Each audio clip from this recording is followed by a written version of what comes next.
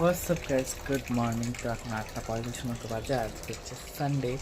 আমি এই জাস্ট ঘুম থেকে উঠেছিলাম 8টার দিকে। তারপরে আবার ঘুম পেয়ে গেছি, তারপরে ঘুম করেছি, তারপরে আবার ঘুম ভাঙলো কটা 8:20। আসলে সারাদিন তো গরম থাকে আর রাতের দিকে ঠান্ডাটা পড়ে।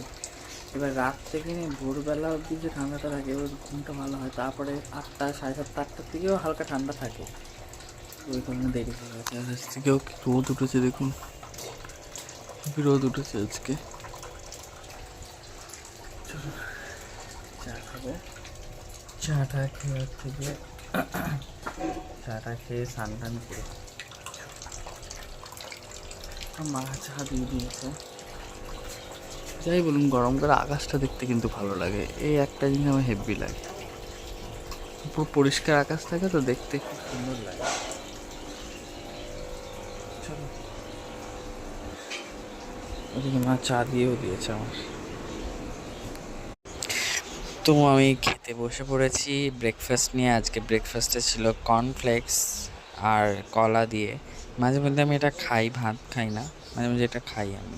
তো গাইজ এখন 10:14 মতো বাজে, আর আমি এই বেরোলাম খেয়ে দিয়ে। হচ্ছে গিয়ে কালকে তো পাঞ্জাবিগুলো ইস্ত্রি করতে দেওয়ার ছিল, কালকে গিয়ে দেখি দোকান বন্ধ, ওই কারণে কালকে আর দিতে পারিনি। আজকে গিয়ে পাঞ্জাবিগুলো দেবো। তাছাড়া আমার শেরবানিটা আয়রন করতে দেওয়া রয়েছে। তারপরে আরও দুটো পাঞ্জাবি, দুটো পায়জামা ইস্ত্রি করতে দেওয়া রয়েছে, সেগুলো সব আনবো। কি রোদ উঠেছে, ছাতা নিয়েছি, বিশাল রোদ। আর এই গরমকালে একটু গরমটা না হলে হয়। চলুন। হ্যাঁ, তো গাইজ আমি চলে এসেছি স্নান করে। আমি জাস্ট স্নান করে আসলাম, আর বাইরে রোদ্দুর দেখেছেন? এই রোদ্দুরের তাপে আমার ঠাকুর ঘরে পুরো আলো আলো হয়ে গেছে, মানে আর লাইট জ্বালাতে হবে না, এত রোদ উঠেছে আজকে। তো যাই হোক, আমি এখন পুজোটা দেবো, পুজো দিয়ে। আর ওই গাছে দেখুন বোল আসবে, আই থিঙ্ক, যেহেতু নতুন পাতা চাচ্ছে, বোল আসলে আসতে পারে। সে যাই হোক, পুজো দেবো দিয়ে আজ একটু তাড়াতাড়ি খাওয়া দাওয়া শেষ করতে হবে, কারণ আজ যেহেতু সানডে। আর সানডে করে আমার একটা কাজ থাকে, তো আমাকে মোটামুটি 3:30, 3:30 মধ্যে বেরোতে হবে, ওই কারণে, বুঝলি? তো চলো পুজো লাগিয়ে দিই। তো 12:20 বাজে, আমারও পুজো দেওয়া শেষ হলো, আর কারেন্টও চলে গেছে। মানে কোন মানে হয় গরমের মধ্যে এতবার কারেন্ট যাবে? এত গরম, তার মধ্যে এত রোদের তাপ তেজ। সদ্য আমার পুজো দেওয়া শেষ হলো, কারেন্টও ভালো। যাক চলো ঘরের দিকে যাই এবার। পুজো দেওয়া তো আমার কমপ্লিট হয়ে গেছে। কি রোদের তাপ! চলো। তো তারপর খাওয়া দাওয়া করে ওই ধরুন 2:30, 3:30 দিকে আমি বেরিয়ে পড়েছিলাম, যাব ফেরিঘাটের দিকে। যাইনি, সানডে করে আমার একটু কাজ থাকে, ওই কারণে।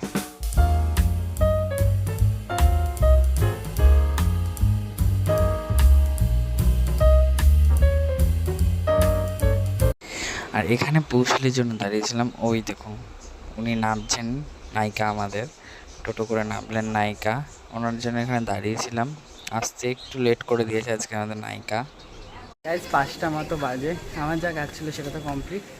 এখন আমরা যাচ্ছি ব্যানার্জিপাড়া ঘাটে, যে ঘাটটা আগের দিন আপনাদেরকে দেখালাম, সেই ঘাটে ফটো ভিডিও শ্যুট করার জন্য। এই যে আমাদের নায়িকা, নায়িকা একটু হাই করুন। নায়িকার হেভি ডিমান্ড হয়ে গেছে এখন, নায়িকা আমাদের দিকে তাকায় না। বল এবার বল, তাকাবি না? নায়িকার এখন হেভি ডিমান্ড, বুঝলেন না? আবার একটা সিনেমার নায়িকা হতে চলেছে খুব তাড়াতাড়ি। শুধু সিরিয়ালে ফিরছে না, এটাই যা, কোনদিন সেটাও ফিরে যাবে। না, আমি তো ফিরে গেছি, এবার শুধু ওর ফেরাটা বাকি আছে, ও ফিরলেই হয়ে যাবে, কমপ্লিট করে বলা। তারপর দুজনে মিলে যেখানে যাবো সেখানে তা ইন্টারেস্টিং ব্লগ আসবে, বল, তখন আরো ইন্টারেস্টিং ব্লগ পাবেন আপনি। হ্যাঁ, আরও মজার ব্লগ আছে। এই যে আমরা এখানে এসেছিলাম একটু ফটোশ্যুট আর ভিডিও শ্যুট করতে, ঠিক আছে? আমাদের কাজ যা ছিল হয়ে গেছে। ওখানে মাছ ধরছে একজন, হ্যাঁ, আর ওখানে মাছ সাথে কয়েকজন বসে আছে বলে এই ব্যক্তির সামনে যাবেন, একটু মুখটা দেখান। আর যাবেন, এখানে বসে গেছে, কারণ আমি লজ্জা পিছনে কুকুর বাহিনী আসছে, লজ্জা পায়।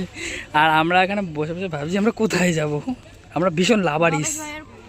তো তো এখান দিয়ে বড় মার লাইন যায় আর ও ওখানে ঢুকে পড়েছিল, তারপরে বলছে বেরোবো কোথা দিয়ে, তারপরে বললাম যে এই ফাঁক দিয়ে দেখ বেরোতে পারিস নাকি, তারপরে ওখান দিয়ে বেরিয়েছে। ও বেরোতেই পারছিল না, ভাবছিল কোথা দিয়ে বেরোবে। আর আসার সময় এই যে আমাদের বিজ্ঞান সংঘ ক্লাবে কালকে পুজো হয়েছিল, এই হচ্ছে আমাদের মা, মায়ের মুখটা কি মিষ্টি হয়েছে বলুন, আর বেশ সুন্দর লাগছিল। তখন সন্ধ্যা আরতি হচ্ছিল আর কি, মেন পুজো তো হয়েই গেছে। আর এই দেখুন বাইরে গেটটাও খুব সুন্দর সাজিয়েছিল, এপাশে রামকৃষ্ণ ছিল, রামকৃষ্ণদেব বসেছিল, আর এপাশে মা শারদা, আর খুব সুন্দর সাজিয়েছিল গেটটাকে ফুল দিয়ে, তারপর উপরে স্বস্তিক চিহ্ন করেছিল একটা, দেখতেও খুব সুন্দর লাগছিল। আর স্পেশালি মাকে তো আরও বেশি ভালো লাগছিল।